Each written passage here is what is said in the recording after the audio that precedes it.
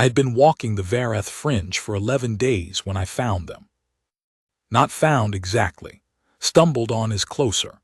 I came around the shoulder of a granite outcrop with my game bag over one shoulder and my field lamp in the other hand, and the light caught the edge of a linta that someone had tried to build out of dead birch poles and a sheet of woven tarp material that had seen better decades. It had half collapsed on one side. There was a fire inside it, barely more smoke than flame, and huddled around the smoke were 3 small shapes and one larger one. I stopped. I held the lamp so it wouldn't blind them. "I'm not a threat," I said in galactic standard. "My accent is rough and I know it. I'm a scout retired. I've got a camp about 400 meters east with a better fire." Silence for a moment, then a small voice higher than the others. "Is it a real fire?" "Arev?" The larger shape's voice was low and measured, warning. "Yes," I said to the small voice. "Real fire. I've got field rations and about a third of a smoked haunch I took 2 days ago." Another silence. I waited. I had learned a long time ago that patience is not something you perform. It is something you actually have, or don't. I had it, or had acquired it over 51 years of living in places where moving too fast got people killed. The larger shape rose. She was tall, taller than I'd expected from how she'd been folded around the children. In the lamplight I could see pale gray skin with a faint violet cast where the light caught her jaw, and her hair was deep copper brown, matted at the sides where it had come loose from a braid that had probably been knit a week ago. She was wearing a dark travel cloak, and under it what had once been formal clothes. The fabric was good, even damaged, you could see that. Her eyes when they caught the lamp were pale green, very pale, almost colorless in the bad light. She looked at me for a long moment. 400 meters east, she said. Yes. And you want nothing from us. I want you off my conscience, I said. It's going to be 12 below tonight. That fire you've got won't last the hour. She turned back to the children. The 3 small shapes resolved into 2 girls and a boy as they stood. The boy was the one who had asked about the fire. He was maybe 7, with his mother's copper-brown hair and the same pale eyes. The girls were younger, 5 and perhaps 3, and the 3-year-old had her arms out immediately, wanting to be carried. The woman picked her up without comment. The older girl took the boy's hand. "Lead the way," the woman said to me. I led the way. My camp was solid as camps went. I'd had 11 days to get it right. Stone circle fire, wind baffled on 3 sides with deadfall logs, the heat reflecting back off a flat piece of slab I dragged into position. I had a 2-person field shelter rigged for 1 person, which meant it could hold 4 in a pinch. I put the children in the shelter first with the spare thermal blanket I kept for emergencies. The woman sat down by the fire and held her hands out to it. She didn't speak for several minutes. "Do you want the haunch," I said, "or field rations first?" "The haunch," quiet. "The children haven't had meat since 4 days ago." I cut it and heated it in the pan. The boy had come back out of the shelter and was sitting beside his mother with his arms around her waist, watching me work. The older girl appeared in the shelter door and watched too. I am not, I will say, a warm or demonstrative man by nature, but I knew how to feed people who needed feeding. I had done it on 4 separate postings in my career, and in none of those situations had warmth been particularly useful. Competence was useful. Keeping your movements calm and steady was useful. Not asking questions before people were ready was useful. I handed the boy the first portion. He looked at it, then looked at me. "Thank you," he said, very formally, in what I later learned was a mix of standard and Thalie household dialect. "You're welcome," I said. His mother looked at me then. I don't know what she was looking for. I don't know if she found it, but something in her shoulders shifted. She told me her name on the 3rd day. The first day she was watchful. The second day she let the children sleep without watching the shelter entrance. The 3rd morning she sat across the fire with the 3-year-old in her lap and said, without preamble, "My name is Vaethar." I had heard that name.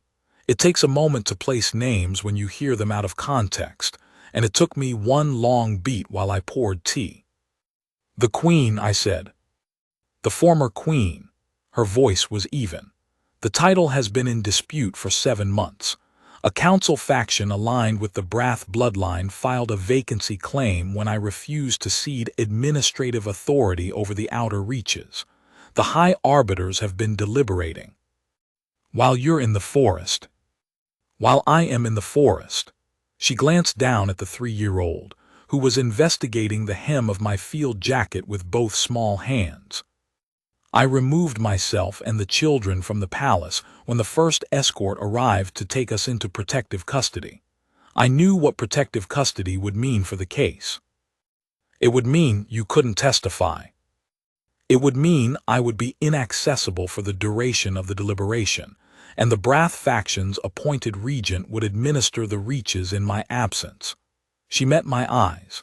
7 months in a comfortable suite while my territory was dismantled. I poured her tea. "All right," I said. She blinked. I don't think she'd expected that response. "You're not going to ask me to prove it," she said. "Why would I? You're in the Vaethar fringe in winter with 3 children and no food. Either you're a dethroned queen or you're in some other trouble I don't need to understand. Either way, you need a fire and a place to stay for a while."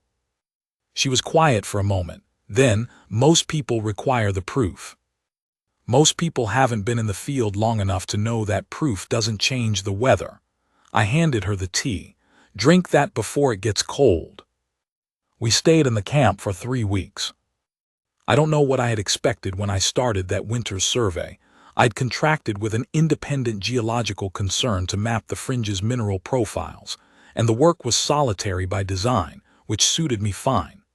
I had been alone for long enough that alone had stopped feeling like a state and started feeling like a condition. The kind of condition you don't think about because thinking about it doesn't help. You eat your meals. You file your reports. You sleep and you wake and you walk the survey lines, and the work is real and has results you can measure, and that is enough for a long time. And then, sometimes, something changes, and the measuring stops being the point. 3 children and a queen changed the shape of the days. Boy Arev was 7 and curious about everything. He followed me on my shorter survey runs, asking questions about the instruments, about the fringe's geology, about what I had done in the service, about whether I had ever seen a Shalem hawk because he had read about them and wanted very much to see one. I answered what I could. I told him about the Shalem hawk in the Dorith Highlands, which was the closest I'd come to one, and his expression when I described the wingspan was worth the telling. The older girl, Vaeth, was 5 and quieter than her brother. She drew when she had something to draw with.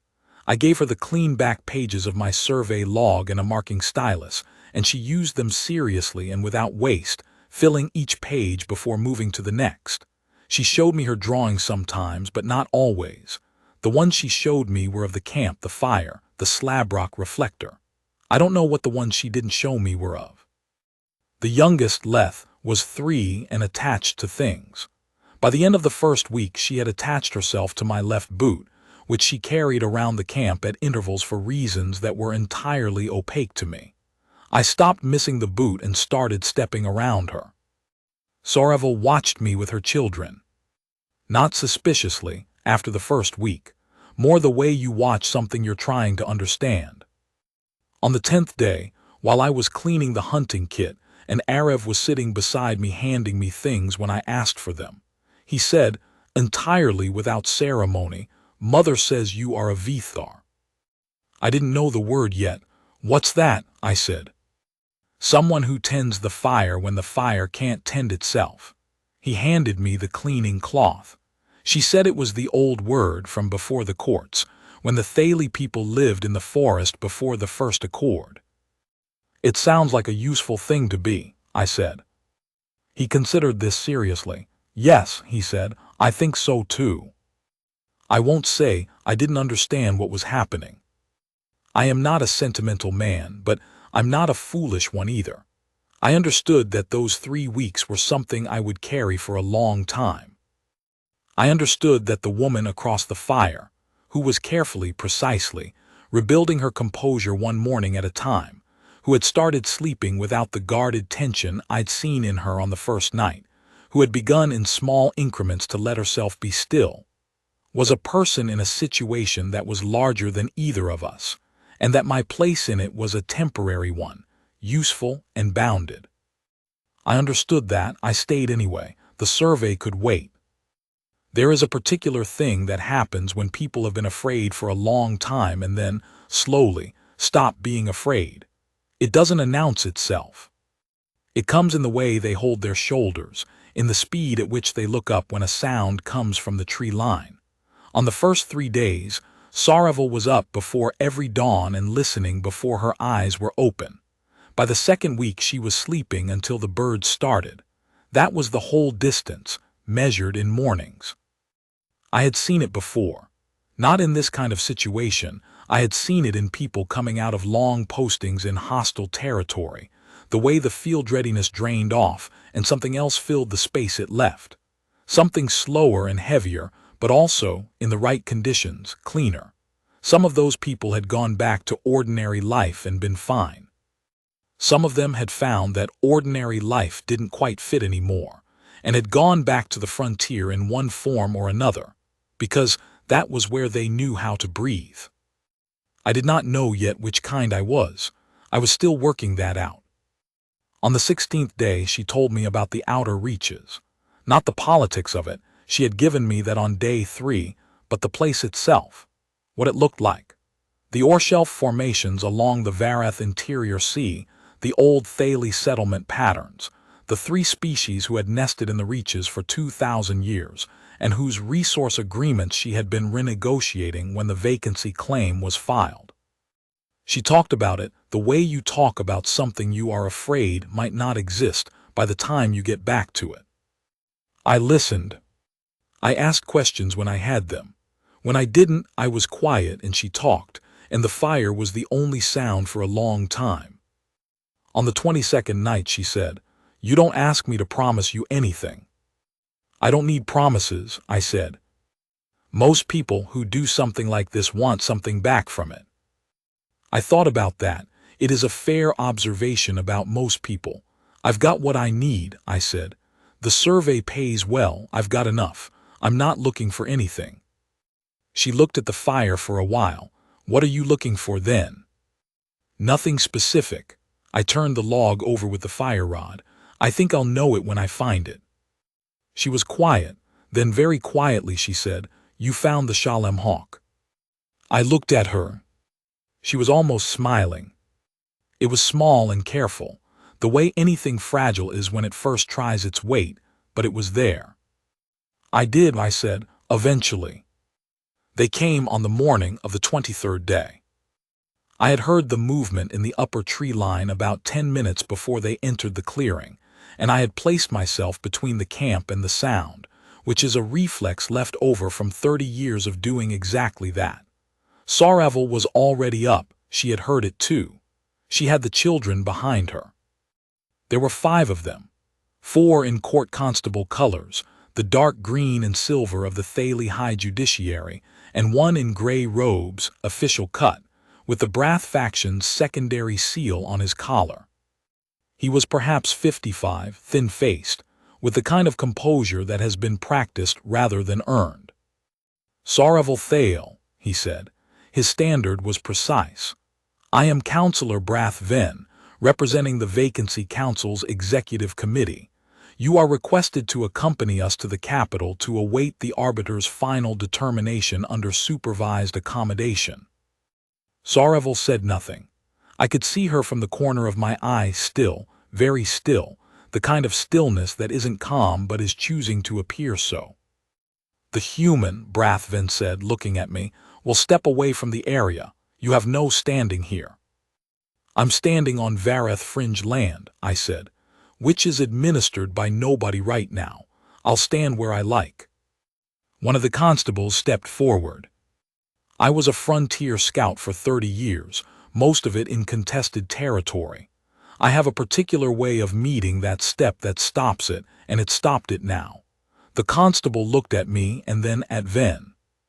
"This is pointless," Ven said. "The children need appropriate care. Their mother will be housed comfortably. There is nothing to object to." I thought of quite a few things to say.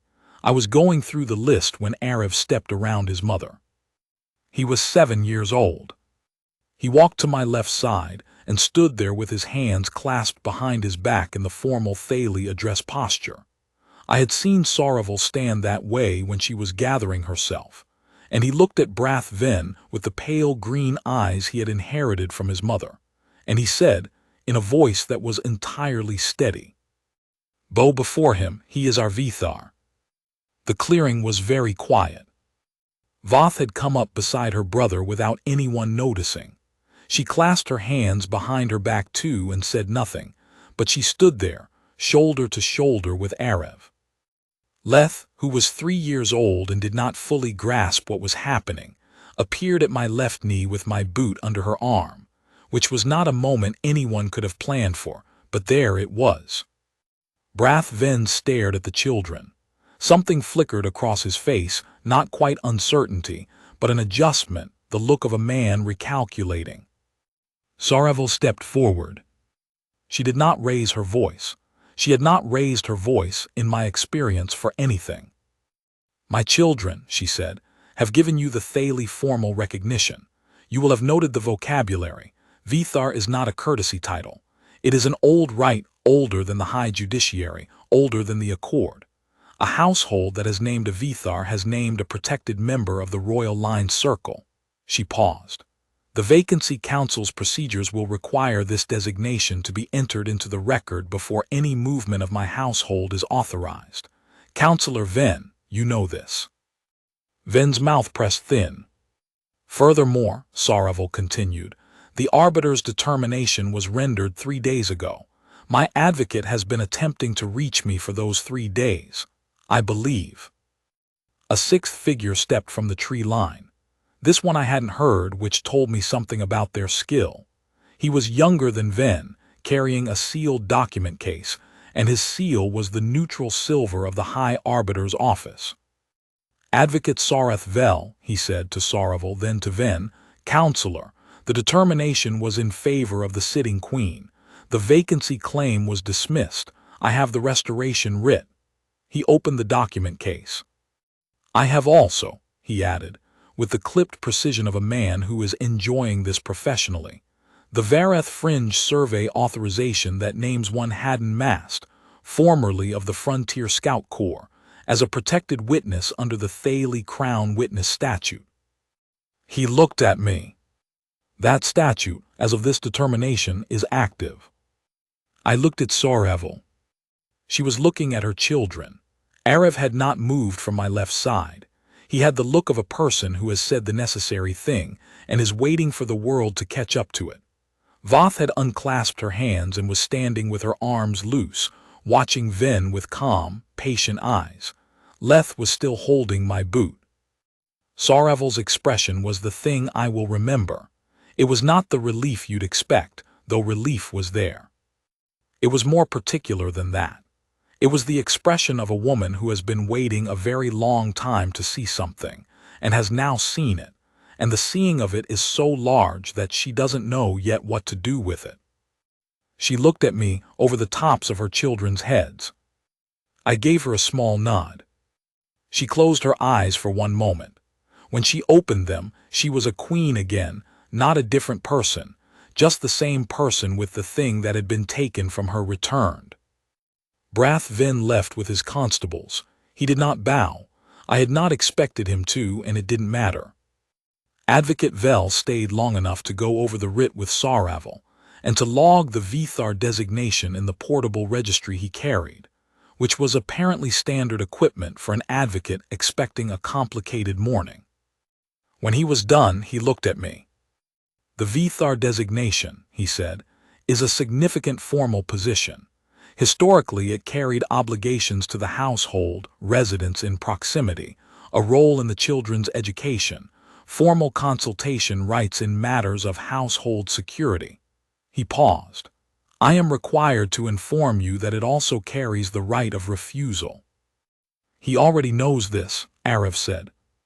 Vel looked at the 7-year-old. He tends the fire, Arav said. That's what a Vaethar does. He already knows. Vel looked at me with the expression of a man who has learned not to be surprised by anything in his profession, and who has just been surprised anyway. He made a note in his registry. Then he closed the case and took his leave. We were alone in the camp.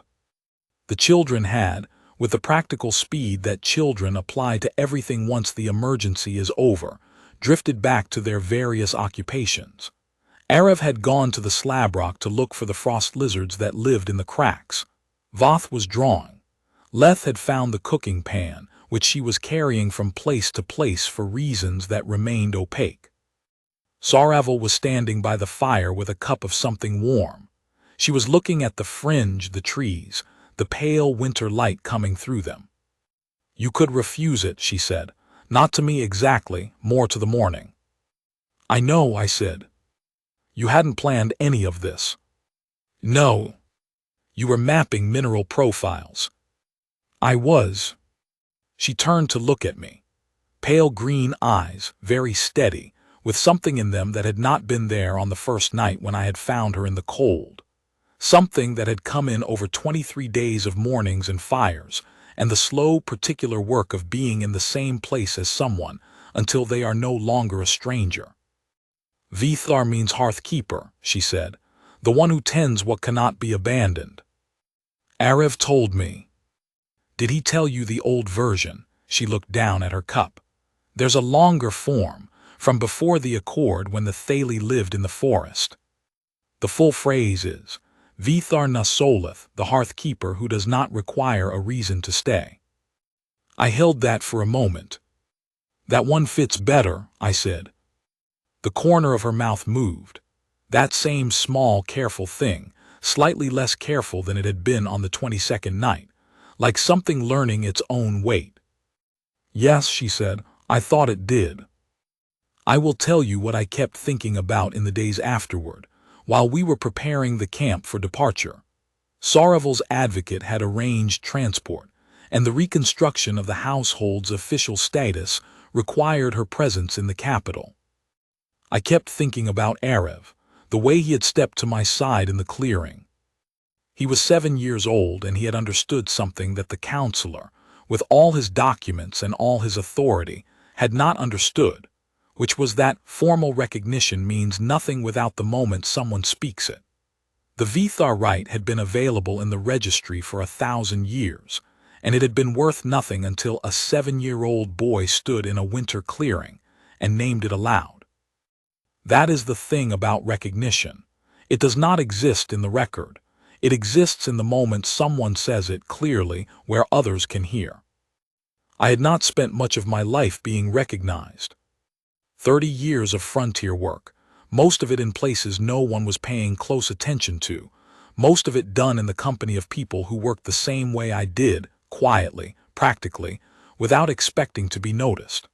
I'm not saying that as a complaint. It suited me. But there is a difference between not needing to be noticed and not being noticed, and I had spent enough time on the wrong side of that line to know what it felt like. The morning we broke camp, Arav came and stood beside me while I collapsed the firing and returned the stones to the positions I'd found them in. It is a practice I have had for years, leave the ground as you found it if you can, not because anyone will know or care or come after you to check.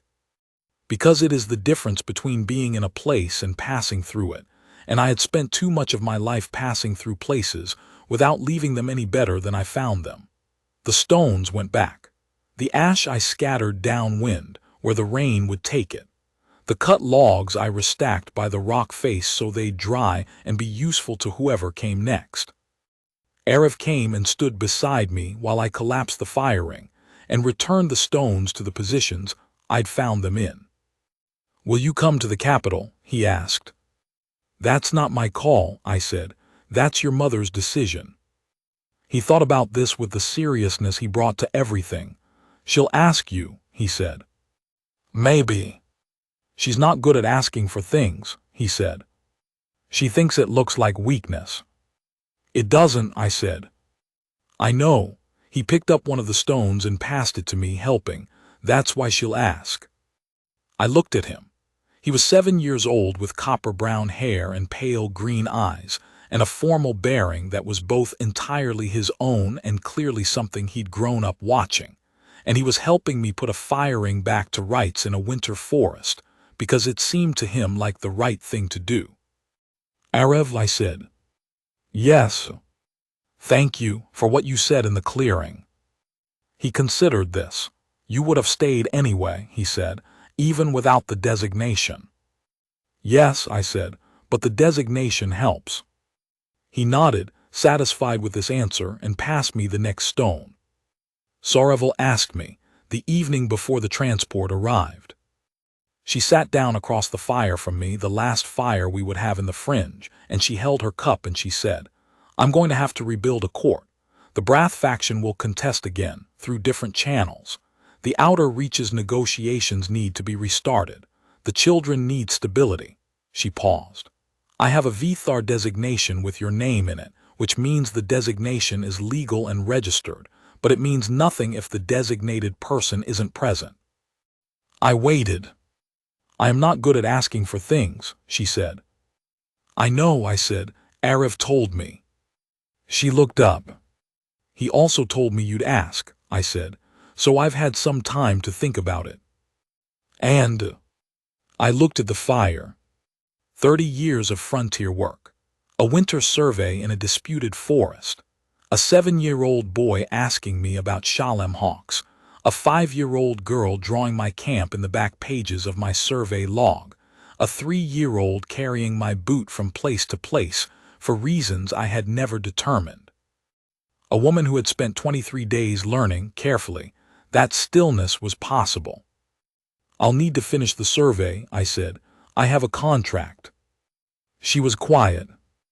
After that, I said, I don't have any particular plans. Sorreville was looking at the fire. I could not read her expression precisely, but I knew what was in it.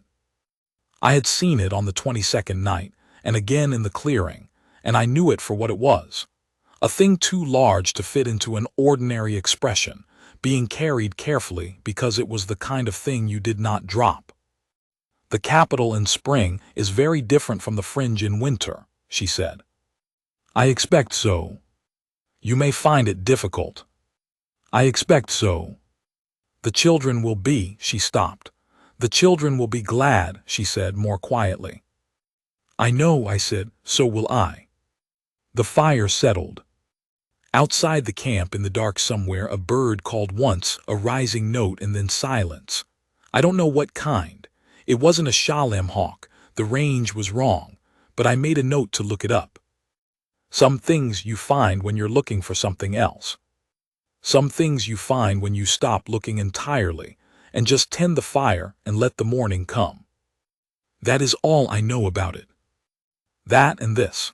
When a 7-year-old boy steps to your side in a winter clearing and names you before a court of his mother's enemies, he is not giving you a title. He is telling you what you already were. The rest is just the record catching up.